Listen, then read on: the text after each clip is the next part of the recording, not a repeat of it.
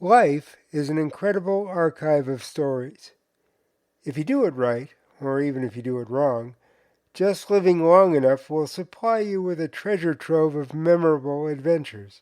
The following memories take place over many decades, so settle in with a cold one and let me tell you a story. I've often said that every action you take affects every action that follows. Well, that couldn't have been more true than it was the day my buddy asked me to take him to a location shoot for a television show. His car was in the shop, and he had been hired as an extra for the day. Extras are the people you see walking behind the main characters, or sitting at other tables in a restaurant. He really didn't want to cancel it because it was good money. Fortunately, my schedule for the day was flexible, so we piled into my black Pulsar and drove over to the location shoot. I parked in the designated crew parking area, at which point he got out and walked over to the production company to report in. I was about to leave when a duplicate of my car pulled in right next to me. A very cute blonde exited the car. The coincidence of our cars being identical twins was a good enough reason to start a conversation with her.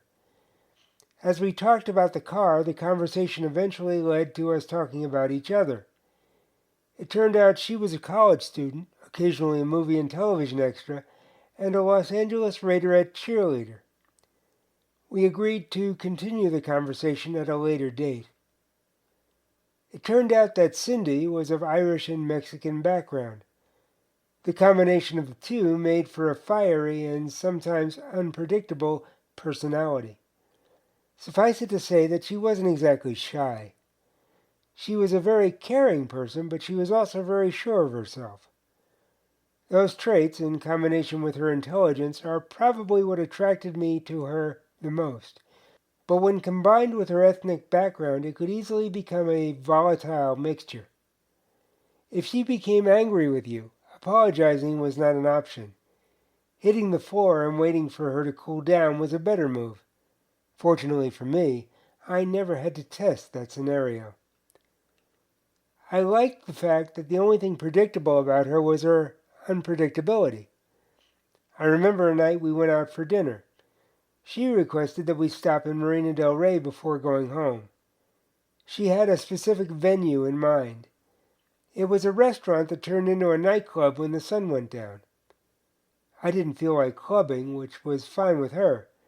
She told me to wait in the car because she wouldn't be long. I was pretty sure she wasn't going to rob the place, so I didn't mind being her wheelman.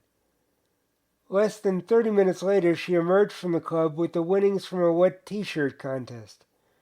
Although she looked terrific in a wet t-shirt, it was more important that she had a great personality to go along with her good looks. Aside from being extremely outgoing and fun-loving, she made everyone around her feel good. She had the confidence to know that if she entered the contest, she would win. I had a feeling that she could succeed at anything she really wanted to achieve.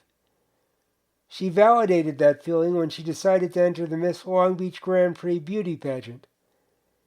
Technically, you had to live in Long Beach to enter the pageant. Cindy lived in Van Nuys, about 30 miles north of that city. But what the judges didn't know wouldn't hurt them. So, several days a week, I would pick her up at Raiders practice in Inglewood, and we would hit the 405 freeway south to Long Beach. What made this almost daily routine interesting and sometimes hair-raising was the fact that she didn't have time to change clothes before we hit the road. My car became a changing room of sorts as she manipulated her Raiderette clothing off and more conventional clothing on. Since we were on a freeway, most people didn't pay attention to what was happening in my passenger seat.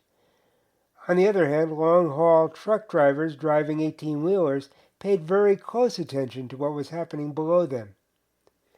When you drive for a living, driving becomes second nature, and you look for interesting diversions along the way. Cindy, displaying her quick-change artistry skills, was a little more than an interesting diversion to truckers. I can't tell you how many times I was almost run off the road when a trucker, distracted by her clothing transformation, came very close to drifting an 18-wheeler into the space my car was occupying at the time. At this point, you're probably wondering what a beauty pageant has to do with me. The truth is, it had absolutely nothing to do with me, until she won the pageant. Remember at the beginning of this podcast when I said that every action you take affects every action that follows? Cindy winning that contest set in motion events that would end up with me doing something I had never done before and have never done since. I didn't see it coming, and she made sure it was a complete surprise. The night before the Grand Prix, they held a Queen's Ball. It was a big party where she was, obviously, the center of attention. I didn't know it, but that was about to change. It was a dinner dance, but to me it was just a dinner because I walked with crutches and had never danced in my life. There came a point when dinner was over and everyone was dancing.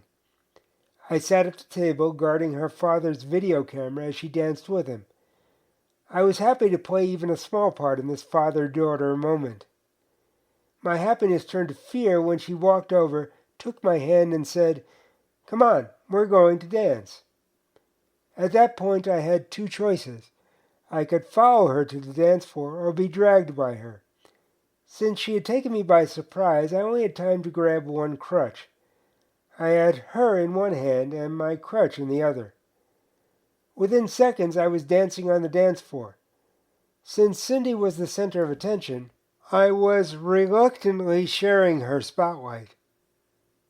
I can't tell you how I did it, but for the first time in my life, I was slow dancing with a woman.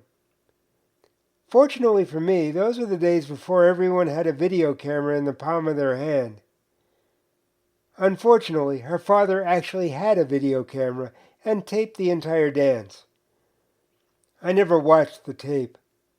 Don't get me wrong, I'm happy that it happened, and I'm extremely happy that it happened with Cindy.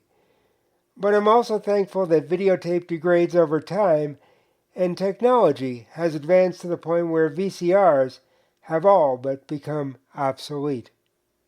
Until the journey brings us together once more, take care and stay safe.